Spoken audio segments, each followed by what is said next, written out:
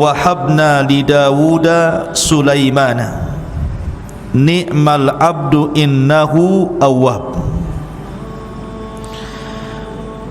Dan kepada Nabi Dawud kami karuniakan anak bernama Sulaiman. Dia adalah sebaik-baik hamba, sungguh dia sangat taat kepada Allah Azza wa Jalla. Idh urida alaihi bil ashyi as-safinatul jiyad. Ketika pada suatu sore dipertunjukkan kepada Sulaiman kuda-kuda yang jinak tetapi sangat cepat larinya. Faqala inni ahbabtu hubbal khairi an dzikri rabbi hatta tawarat bil hijab. Maka dia berkata, sesungguhnya aku sangat menyukai segala yang baik, maksudnya kuda, yang membuat aku ingat akan kebesaran Tuhanku sampai matahari terbenam. Rudduha alayya fatafiqa massan bisuk wal a'naq. Bawalah semua kuda-kuda itu kepadaku. Lalu dia mengusap-usap kaki dan leher kuda itu. Walaqad fatanna Sulaiman wa alqaina ala kursiyyihi jasadan thumma anab. Dan sungguh kami telah menguji Sulaiman dan kami jadikan dia tergeletak di atas kursinya sebagai tubuh yang sangat lemah karena sakit, kemudian dia bertobat. Qala rabbighfirli wa habli mulkan la yanbaghi li ahadin min ba'di innaka antal wahhab. Kemudian Sulaiman pun berkata, ya Tuhanku, ampunilah aku dan anugerahkan kepadaku kerajaan yang tidak dimiliki oleh siapapun setelahku. Sungguh engkau yang maha pemberi. Fasakharna lahu riha tajri bi amrihi rukha'an haitsu asab. Kemudian kami tundukkan kepada Sulaiman angin yang berhembus dengan baik menurut perintahnya kemana saja Sulaiman berkehendak pergi. Taib ma'asyiral muslimin yang dimuliakan Allah Azza wa Jalla, dalam surah As-Sad ini terdapat kisah yang disebut dengan Sulaiman atau Nabi Allah Sulaiman dan kesukaan beliau dengan kuda perang. Jadi suatu sore Nabi Allah Sulaiman alaihi salatu wassalam, ikhwan, itu sangat cinta dengan kuda.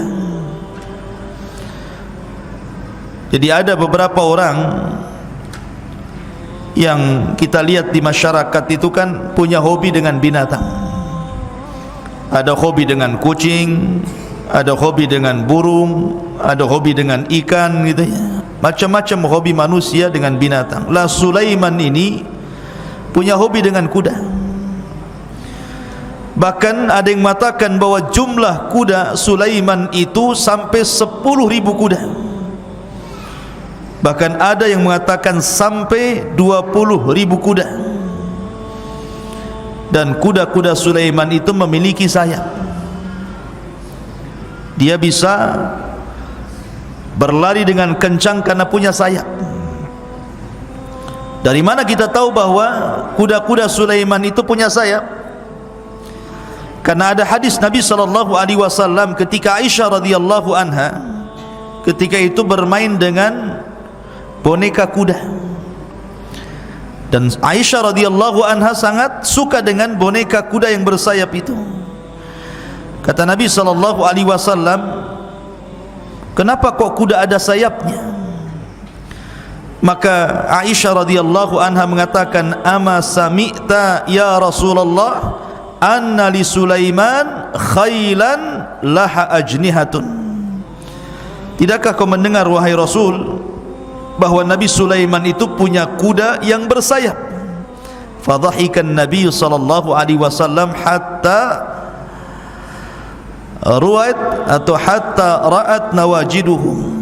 Maka Nabi sallallahu alaihi wasallam kemudian tersenyum dan tertawa. Dari hadis ini menunjukkan bahwa kuda Sulaiman itu memiliki sayap. Jadi suatu ketika Nabi Sulaiman itu hendak membariskan pasukan kuda, karena Sulaiman itu diberikan anugerah oleh Allah bisa menundukkan binatang. Di sore hari Sulaiman membariskan kuda-kuda perangnya. Lah akhirnya Allah takdirkan Sulaiman ini lupa. Harusnya di sore hari itu dia sholat, tapi karena keasikan dengan kuda-kudanya, akhirnya dia pun meninggalkan salat dan baru ingat setelah terbenam matahari. Dari sini kisah Sulaiman dimulai dengan kuda perang. Akhirnya dia pun marah dengan kuda-kudanya. Makanya di sini Allah Subhanahu wa taala mengatakan idz urida alaihi bil asyi as-safinatul jiyad. Ketika pada suatu sore dipertontonkan kepada Sulaiman kuda-kuda jinak yang sangat cepat larinya karena memang bersayap. Kemudian Sulaiman mengatakan faqala inni ahbabtu hubbal khair, sesungguhnya aku menyukai segala yang baik. Maksudnya dari kuda, karena memang Sulaiman itu hobi dengan kuda. Tapi ketika kuda-kuda itu melalaikan Sulaiman dari salat, apa yang terjadi? Rudduha alayya fatafiqa mashan bisuki wal a'nah. Maka setelah dia salat di luar waktunya, dia pun marah sama kuda-kuda itu. Dia katakan kepada para pengawalnya, datangkan kuda-kuda itu. Di sini terjemahannya, maka Sulaiman pun kemudian menyembelih kuda-kuda itu. Namun sebelum disembelih, maka kuda-kuda itu diusap leher dan kakinya oleh Sulaiman karena menghormati ataupun karena kecintaan kepada kuda, baru kemudian disembelih semuanya. Dan ada yang mengatakan karena marahnya Sulaiman dia ambil pedang, kemudian ditebasnya seluruh kaki kuda dan ditebasnya lehernya. Kenapa? Karena dilalaikan dari solat sehingga dia marah kepada kudanya. Semua disembelih kudanya. 10.000, ada yang mengatakan 20.000 kuda itu semua disembelih oleh Sulaiman alaihi salatu wassalam. Dari sini ma'asyiral muslimin yang dimuliakan Allah Azza wa Jalla, ada sebuah kaidah, man taraka lillahi, man taraka syai'an lillahi awadallahu khairan minhu. Barang siapa yang meninggalkan sesuatu karena Allah, maka Allah akan ganti sesuatu itu dengan sesuatu yang lain yang jauh lebih baik daripada yang ditinggalkannya. Ketika Nabi Allah Sulaiman alaihi salatu wassalam cinta dengan kuda, dan kudanya sangat cepat dalam perang, kemudian dengan kuda itu terlalaikan dari solat, akhirnya semua disembelih oleh Sulaiman. Maka sebagai gantinya Allah Subhanahu wa taala berikan kepada Sulaiman dengan menundukkan awan. Maka dari sini Allah mengatakan fasakharna lahu riha tajri bi amrihi rukha'an haitsu asab. Kemudian kami tundukkan kepada Sulaiman angin yang berhembus dengan baik menurut perintah Allah. Kemana saja Sulaiman hendak pergi, maka angin itu akan membawa Sulaiman. Allah ganti yang lebih baik lagi. Lihat, lebih cepat mana orang menunggang angin dengan menunggang kuda? Tentu lebih cepat menunggang angin. Angin sebentar saja gitu ya. Dan angin tidak perlu kasih makan. Kalau kuda kasih makan dulu, kadang kelelahan, keletihan gitu ya. Kalau angin mana ada? Ada orang kasih makan angin gitu ya? Enggak ada. Ya. Artinya angin lebih mudah lagi, lebih cepat lagi larinya. Makanya ada satu kisah ketika Nabiullah Sulaiman sedang berbincang-bincang dengan Perdana Menterinya. Tiba-tiba pintu rumahnya diketuk, pintu istana itu diketuk. Pas dibuka oleh Nabiullah Sulaiman, rupanya ada orang yang sangat menyeramkan, menakutkan, dan memandang Perdana Menterinya. Perdana Menteri pun ketakutan, ini orang sudah seram, pandangannya melotot kepada saya, ada apa dengan dia, dengan saya, katanya. Setelah pergi orang yang menyeramkan itu, Perdana Menterinya bicara sama Sulaiman, tadi itu siapa orang itu?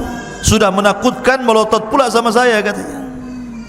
Kata Sulaiman, dia adalah malakul maut, katanya. Dia adalah malaikat maut yang hendak mencabut nyawa seseorang yang Allah tugaskan. Ketakutan Perdana Menteri ini. Maka dia mengatakan, ya Nabi Allah, bukankah Allah telah tundukkan angin kepadamu? Bawa aku, terserah kau membawaku, supaya aku tidak jadi sasaran malakul maut itu, katanya. Akhirnya Sulaiman pun terbang dengan angin dengan Perdana Menterinya. Dibawa ke mana? Dibawa ke Urdun. Ada yang mengatakan ke India, ya. Ketika sampai saja di negeri itu, rupanya orang yang ditakuti sudah nunggu di situ. Dia menghindar dari kematian, jatuh kepada kematian. Al-hadaru la yamna'ul qadaru namanya. Menghindar itu tidak menghalangi takdir. Orang ini menghindar kematian, tapi takdir kematian sudah sampai kepada dia. Tapi lihat bagaimana Sulaiman membawa angin, orang ini dengan angin sampai akhirnya dicabut nyawanya. Di sini Allah mengatakan, ainama takunu yudrikumul mautu walau kuntum fi burujim musayyadah. Dimanapun kalian berada, niscaya kematian itu akan mengejar kalian walaupun di balik benteng yang sangat kokoh. Tapi lihat bagaimana Sulaiman alaihi salatu wasallam ditundukkan angin sebagai ganti dari kuda-kudanya. Ma'asyiral muslimin yang dimuliakan Allah azza wa jal, maka peganglah sebuah kaidah, man taraka syai'an lillahi awwadallahu khairan minhu. Barang siapa yang meninggalkan sesuatu karena Allah, maka Allah ganti sesuatu itu dengan yang jauh lebih baik lagi. Saya contohkan satu kisah sebagai akhir dari kajian ini. Dahulu ada anak muda di Mekah. Anak muda di Mekah, seorang talabul ilmi kayak antum gini. Dia ingin mencari pekerjaan. Sudah ke sana kemari mencari pekerjaan, tidak kunjung mendapatkan pekerjaan itu. Akhirnya anak muda ini menyengaja diri untuk datang ke haram. Rupanya di tengah jalan dia mendapatkan satu kresek gitu ya, isinya perhiasan yang sangat mahal. Dalam kresek itu ada perhiasannya. Dalam hatinya dia mengatakan, aku kan pengangguran, lumayan juga ini perhiasan dalam kresek ini, kalau dijual mahal juga nih. Tetapi dia urungkan niatnya, nggak bener ini kan punya orang. Rupanya selang beberapa saat dia pun pergi. Di saat yang sama datang seorang kakek, kemudian naik ke atas tempat yang tinggi mengumumkan, siapa yang menemukan kresekku, katanya. Maka aku akan berikan hadiah ini dan itu. Rupanya kemudian diberitahu bahwa ada anak muda yang menemukan kreseknya yang isinya perhiasan kalung yang indah itu. Dicari anak muda itu sampai ke rumahnya. Tapi kan anak muda itu tidak langsung memberikan. Begitulah orang yang menemukan barang hilang, jangan langsung diberikan, tetapi tanya dulu warna kreseknya apa, dalamnya seperti apa, isinya apa gitu ya. Apalagi ini perhiasan mahal. Tapi karena memang itu barangnya si kakek itu tersebut, persis ciri-cirinya, akhirnya diberikan kepada sang kakek itu. Ketika sang kakek itu dengan senang mendapatkan perhiasannya, dia pun kemudian hendak memberikan upah, uang yang cukup banyak kepada anak muda itu, tapi ditolaknya. Maka sang kakek hanya mengatakan, jazakumullah khairan, semoga Allah membalas dengan balasan yang jauh lebih baik lagi. Pertemuan anak muda dengan kakek ini sampai di sini, sudah nggak ada lagi cerita. Akhirnya anak muda ini ingin jauh mencari pekerjaan karena di sekitar haram tidak dapat. Dia ingin mencari pekerjaan yang jauh lebih jauh lagi, sampai dia menyeberangi sebuah sungai dan Allah takdirkan kapalnya karam. Setelah karam kapalnya, rupanya dia siuman berada di sebuah pulau. Karena dia ketakutan, dia menjauh terus. Akhirnya dia masuk ke dalam, rupanya ada perkampungan dan di situ ada masjid. Tapi sayang masjid ini tidak terawat, tidak pernah disapu, tidak pernah dibersihkan, kotor luar biasa.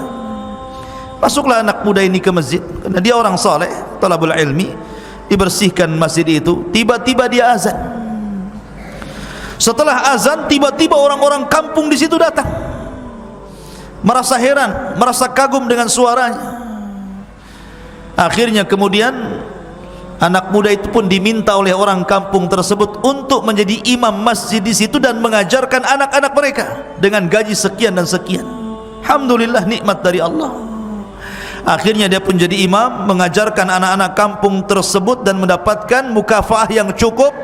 Ketika sudah bertahun-tahun di situ, uang sudah banyak, akhirnya dia ingin kembali ke kampungnya, kembali ke Haram. Maka orang-orang kampung takut kalau seandainya imam ini, orang baik ini meninggalkan masjid, maka akan terjadi kekosongan lagi di masjid itu. Untuk mengikat anak muda itu, akhirnya anak muda itu dijodohkan dengan satu gadis yang sangat super cantik di desa itu. Disuruh ta'aruf, disuruh nazar. Kata anak muda, oke, saya ingin tengok gadisnya kayak apa, katanya. Ketika dipertemukan dengan gadis itu, namanya nazar, melihat, ta'aruf, anak muda itu tidak melihat wajah gadis itu. Yang dilihat lehernya, yang dilihat perhiasan di lehernya, sehingga kemudian gadis itu menangis seolah-olah tidak dimuliakan. Orang nazar kan melihat wajah, kenapa pula leher yang dilihat? Maka orang-orang mengatakan, ya fulan kasarta qalbaha, kau sudah menghancurkan hatinya, kau tidak memandang wajahnya, kau pula lihat lehernya. Kata anak muda, tidak, aku sudah melihat sekilas wanita itu sangat cantik, akan tetapi aku terkenang di kalung yang ada di lehernya. Kemudian dia cerita, dulu saya pernah mendapatkan kresek, isinya kalung. Kenapa pula kalung yang dulu kutemui, yang kuserahkan kepada kakek itu ada di leher gadis ini, katanya. Akhirnya kemudian semua bertakbir Allahu Akbar dan mengatakan, sungguh cerita kamu persis seperti cerita kakek wanita ini. Wanita ini putri daripada kakek yang kau temui di Haram itu. Subhanallah. Akhirnya menikahlah anak muda ini dengan wanita tersebut. Bukan hanya dapat kalungnya, tapi dapat pemilik kalungnya sekalian. Kalau dulu kan ingin dapat kalungnya saja tuh, sekarang sak pemilik kalungnya pun dia dapat. Akhirnya Allah anugerahkan punya anak dua. Allah takdirkan selang beberapa waktu istrinya meninggal. Secara otomatis kalungnya menjadi waris, dia dapat separuh kan, dan separuhnya untuk anak-anaknya. Allah takdirkan anak-anaknya pun meninggal, maka murni kalung itu milik dia. Akhirnya dia jual kalung itu dan dia gunakan untuk modal. Allah takdirkan modal dari penjualan kalung itu menjadi usaha yang sangat besar, akhirnya menjadi kaya raya. Ya, barang siapa yang meninggalkan sesuatu karena Allah, Allah ganti yang lebih baik. Dulu dia hendak mengambil kalung dengan cara zalim kan gitu. Mumpung nemu kalung nih mau saya ambil gitu. Tapi dia urungkan niatnya karena Allah. Sekarang kalung itu justru menjadi modal bagi dia, dan sebab itulah dia menjadi kaya raya. Maka barang siapa yang meninggalkan sesuatu karena Allah, Allah ganti sesuatu itu yang jauh lebih baik lagi. Subhanakallahumma bihamdika asyhadu an la ilaha illa anta astaghfiruka wa atubu ilaik. Allahu ta'ala. Assalamualaikum.